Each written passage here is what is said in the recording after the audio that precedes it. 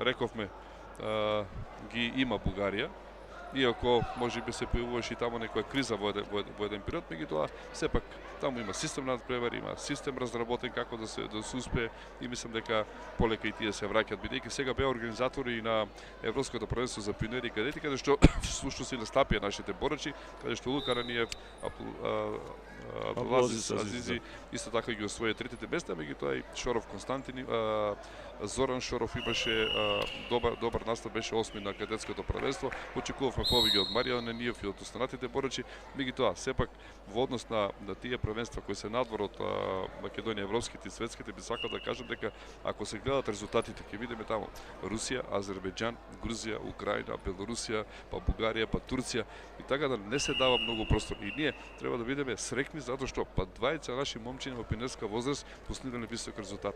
И тоа става високо на скалата на квалитетни држави македонската боречка федерација.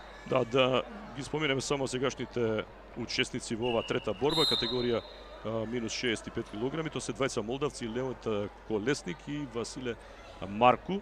Во црвен дрес е Колесник, а Марку е во синиот дрес, како што може да видите од оваа графика на македонската телевизија, која што се обидува да го направи она што го прави со децении наназад, кој одржува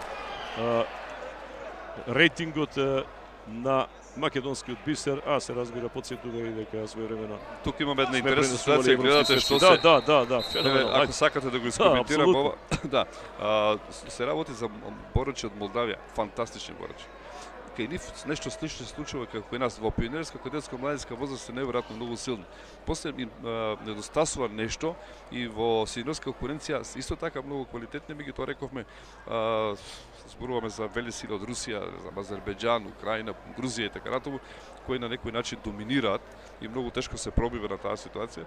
Меѓутоа видовме тука една техника се вика вкрстување на нозете и ако успее борачот да ги вкрсти нозете, често пати завршува со технички туч, односно ќе го заврати неколку пати и ќе постигне висок поен. Така да еве гледате колку ефикасно, а зборуваме за квалитетни борачи. Така да кога ќе видиме некој борач дека изгубил, ама како изгубил и со која техника, не значи дека е слаб или дека нема квалитет. Меѓутоа некогаш таков момент и затоа борењето е интересно и прифатливо кај јавност.